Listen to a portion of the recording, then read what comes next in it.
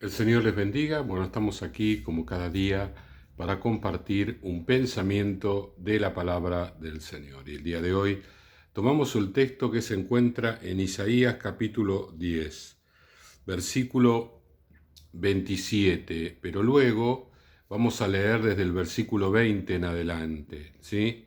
Primero vamos a leer el versículo 27, que dicho sea de paso es un versículo muy conocido, muy repetido, porque es un versículo que nos alienta mucho en medio de las batallas. Dice: acontecerá en aquel tiempo que su carga será quitada de tu hombro y su yugo de tu cerviz, y el yugo se pudrirá a causa de la unción. ¿De qué está hablando este pasaje? Está hablando de un imperio, el imperio asirio, que había venido sobre la tierra de Israel para tomarla, porque ellos estaban en ese periodo de expansión donde avanzaban para todos lados y hacia donde fueran vencían. Los asirios tenían dos características muy negativas para el pueblo de Israel. El primero era que eran muy sanguinarios, era el pueblo más sanguinario. Cuando ellos venían, hacían una matanza tremenda al lugar donde fueran, ¿sí? No puntualmente Israel, pero si habían venido a la tierra de Israel y de Judá, que eran dos naciones en aquel momento, bueno, iban a actuar de esta manera. Lo segundo es que ellos, una vez que conquistaban un territorio, lo que hacían eran tomar gente de ese lugar y trasladarla a otro territorio, a otro país. Y de ese país agarrar gente y llevarla al primer territorio, es decir, un intercambio de gente. ¿Para qué? Para que la cultura de cada uno de los pueblos fuera debilitada y esto impidiera en el futuro que ellos se levantaran, se sublevaran y por allí hasta destruyeran a Siria. Entonces, esto era una manera de debilitar toda fuerza de rebelión, todo intento de liberación futuro, ¿no? Entonces lo que hacían era intercambiar la gente, y de hecho lo hicieron. Los samaritanos, que nosotros conocemos como una raza híbrida, es una mezcla de judíos o de israelitas con gente que trajeron los asirios, porque los asirios conquistaron el reino del norte, pero no lograron conquistar el reino del sur. Realmente los asirios eran un pueblo muy, pero muy peligroso para el pueblo de Israel. Y a pesar de ello, el Señor les da la victoria. Por más grande que sean los ejércitos enemigos, por más grande que sea la pelea, contra Dios no puede. ¿Sí? Versículo 20 dice: acontecerá en aquel tiempo que los que hayan quedado de Israel y los que hayan quedado de la casa de Jacob nunca más se apoyarán en el que los hirió, sino que se apoyarán con verdad en Jehová, el Santo de Israel. Acá está la razón de por qué Dios permite que Asiria llegue hasta la tierra de Israel y de Judá, porque la idolatría de ellos no se les sacaba, no se le iba. Ellos eran muy idólatras, o habían caído y les costaba salir de la idolatría. Entonces dice, bueno, nunca más se apoyarán en el que los hirió, en Asiria.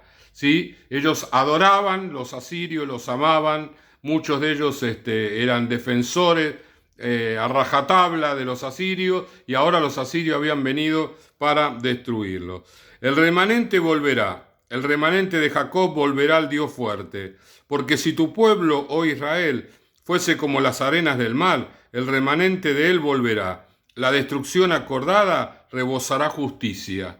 ¿Sí? El remanente siempre va a volver. El Señor, a donde los envíe, los va a traer de nuevo. ¿Sí? La destrucción acordada rebosará justicia. Siempre, siempre las cosas, por más negativas que sean, terminan siendo para bien en el reino del Señor. Pues el Señor, Jehová de los ejércitos, hará consumación ya determinada en medio de la tierra.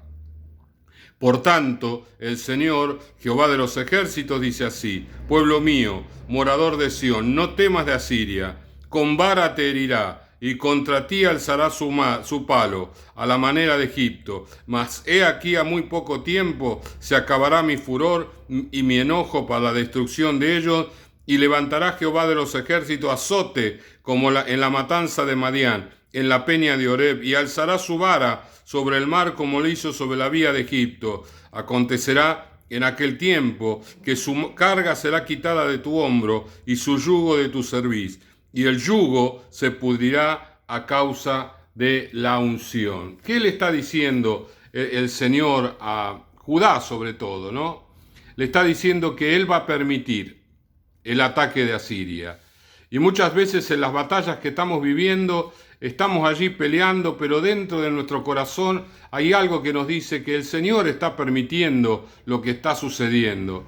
Él lo está dejando que suceda, porque tiene propósito, hay propósito de santidad, hay propósito de limpieza, hay propósito de corrección de muchas cosas que están ahí y que pareciera como que, bueno, que son buenas. En realidad los ojos del Señor no lo son, de ninguna manera. Y entonces Dios tiene que actuar o permitir que sucedan este tipo de situaciones para que el pueblo de Dios sea corregido, el pueblo de Dios entienda lo que no entiende con palabras, lo que no entiende con gestos, lo que no entiende con acciones, que lo entienda lamentablemente con situaciones adversas, con situaciones complicadas, porque cuando tenemos ese tipo de vivencia, ahí empiezan los replanteos, ¿no? Ahí es donde nosotros decimos, bueno, pero tal vez yo me equivoqué en esto, tal vez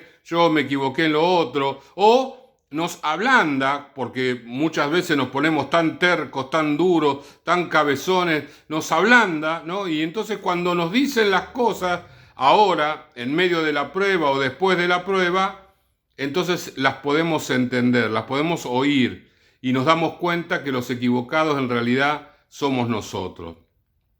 Lo interesante de todo esto es que Dios les promete una victoria. La victoria contra Oreb y Zeb es la victoria de Gedeón, que con 300 destruyó un ejército de más de 100.000. Y la victoria de Egipto es la victoria del Mar Rojo, cuando el Mar Rojo se abrió y Israel pasó, y luego los egipcios quisieron entrar y el agua se les cerró encima de ellos, y allí también una gran matanza de egipcios que se habían levantado para destruir Israel. El Señor no va a permitir la destrucción de su pueblo, permite las pruebas, pero no permite la destrucción, hasta un límite, hasta un punto. El Señor dice, bueno, hasta aquí vas a llegar, y a partir de acá me muestro yo, me engrandezco yo. Por eso dice, y el yugo es aquello que se coloca sobre los hombros, algo pesado, algo que hace las cosas difíciles, ¿sí? Como lo que recibían los animales para poder arar, eso que tenían en el cuello los animales, era el yugo que hacía llevar o arrastrar el arado. Bueno, ese yugo que en este caso lo vivían los israelitas y los de Judá, bueno, sería roto. ¿Y cómo sería roto? ¿Por la fuerza de un hombre? No, por la unción del Espíritu Santo, porque el Espíritu Santo está con nosotros en todo momento, aún en los momentos difíciles, aún en los momentos que no son gratos, en los momentos donde Dios está tratando, donde Dios está modificando nuestros pensamientos, nuestras conductas, donde el Señor nos está purificando. ¿Para qué?